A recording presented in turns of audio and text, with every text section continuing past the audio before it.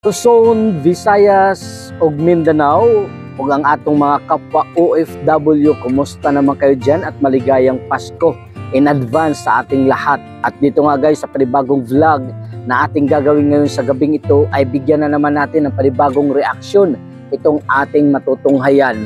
Ayan, isang ina na OFW ay nag-post doon sa kanyang napansin o nakita sa kalagayan ng kanyang anak. At kahit ikaw at ang ating mga kababayan, nung napanood nila ay talagang iisa lang yung kanilang nararamdaman o amin nararamdaman kapag nakita namin ang ganitong pangyayari.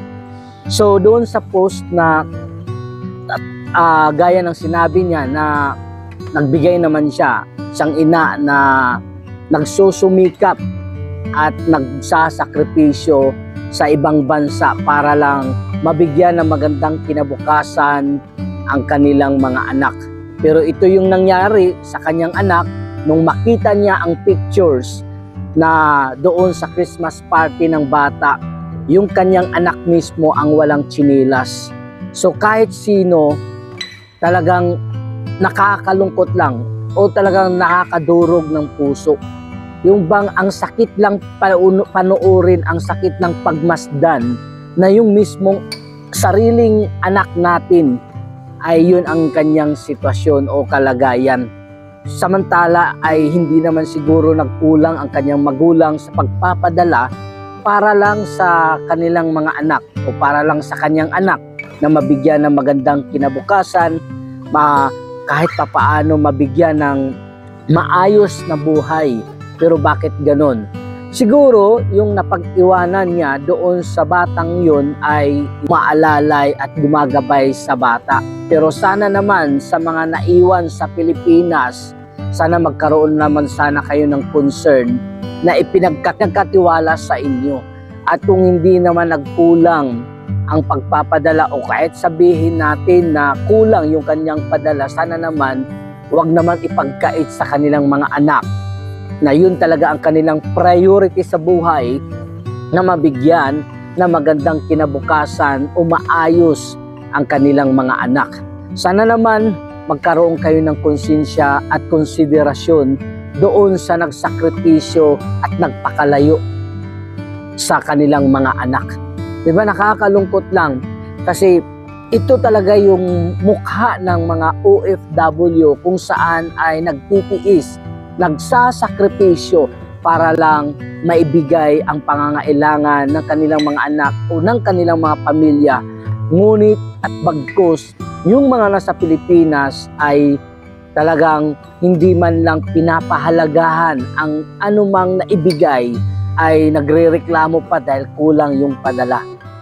Sana naman bigyan nyo man lang ng respeto o pagmamahal o utang na loob doon sa taong nagpakahirap para lang sa kanilang pamilya. At kung sa asawa man lang, ay sana naman naisip nyo rin na bigyan ng maganda ng kinabukasan ng inyong mga anak, ipinagkatiwala sa inyo. Sana naman alagaan nyo ng mas mahusay o sana naman bigyan nyo ng magandang kinabukasan yung inyong mga anak.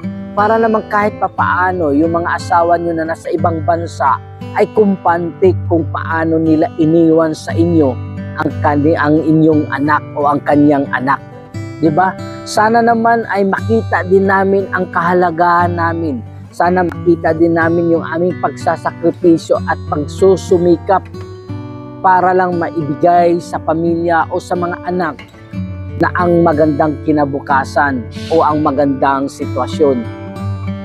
Kaya nakakalungkot kasi ang dami talagang mga OFW na biktima sa ganitong sitwasyon na akala mo ay yung mga ipinapadala mo sa Pilipinas ay talagang ginagamit sa tama o talagang napapakinabangan ng tama.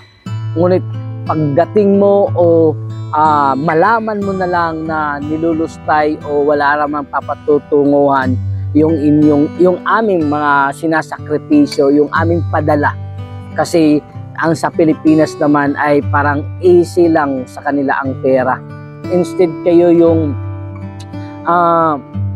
gumagabay sa amin para kahit papaano hindi namin mararamdaman na kami ay nag-iisa dito sa ibang bansa. Sana naman yung nasa Pilipinas ay mas priority nyo yung sitwasyon namin dito sa ibang bansa. Kasi gaya ng ganyan ang mangyayari sa mga anak nila. 'Di ba? Ang ina ng batang iyon ay mas lalong nasasaktan sa kanyang napapanood, sa kanyang nakikita na hindi pala maganda ang kinakalagyan ng kanyang anak. Ano nga ba yung kanyang pagsasakripisyo at pagsusumikap kung makikita lang din naman niya sa kanyang anak na ganun? 'Di ba? Tayo ang nasasaktan dahil tayo ang nagsusumikap, tayo ang lumayo para lang sa bata o para lang sa pamilya. Marami, kasi hindi lang naman ito tungkol sa mga bata na naiwanan ng mga magulang o iniwanan ng mga magulang. Marami rin talagang pangyayari sa buhay ng mga OFW. Nandoon na yung struggle talaga sa pamilya, nandoon na yung paano nilulustay yung pera.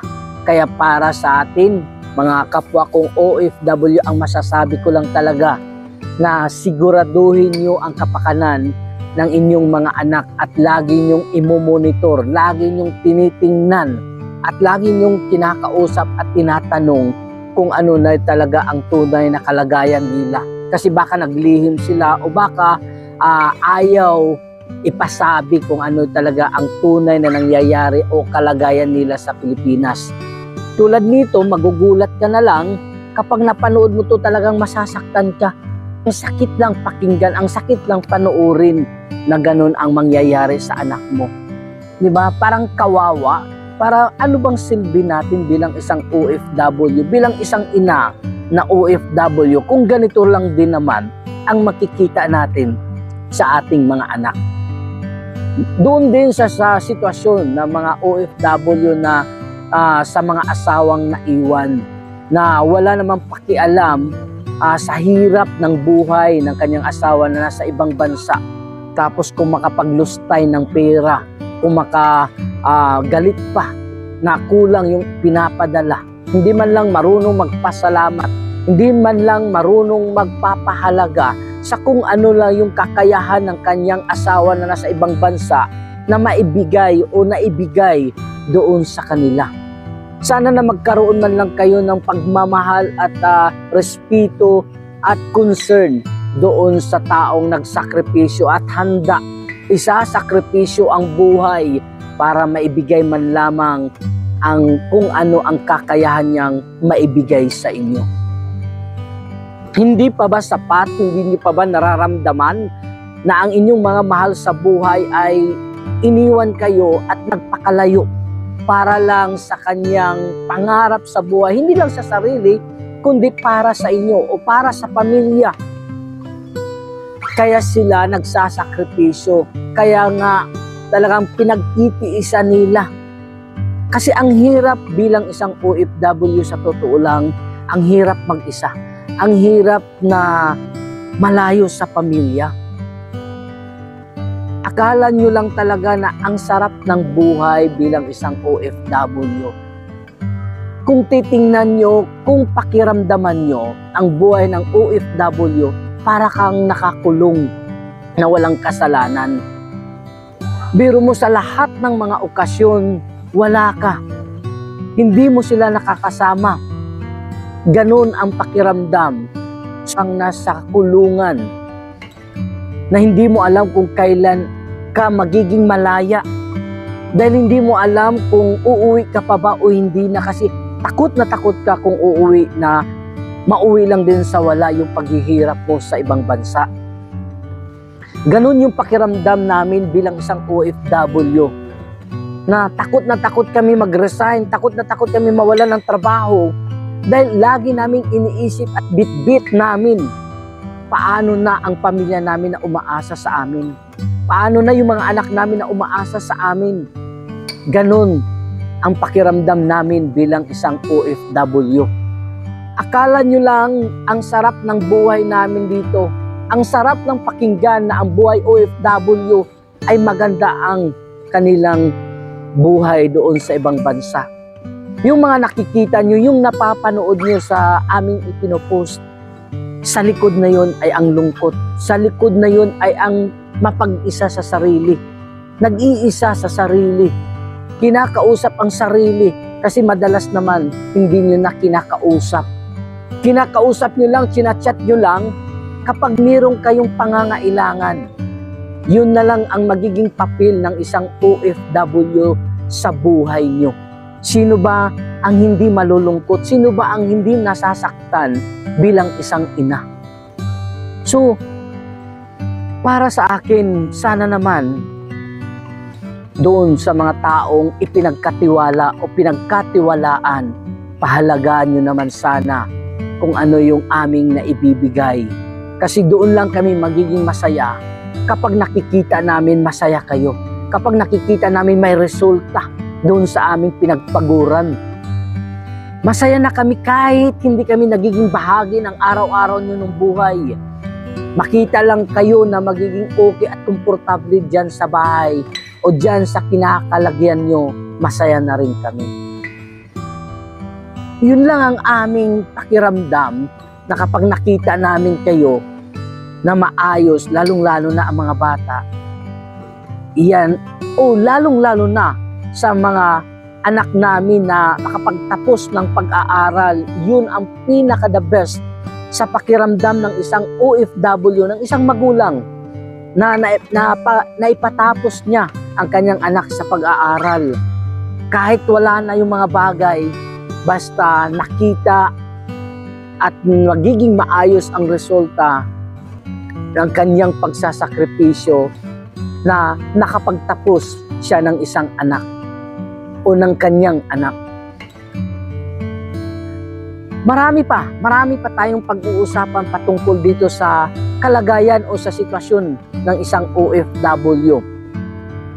Yun lang guys, at sana meron tayong natutunan dito.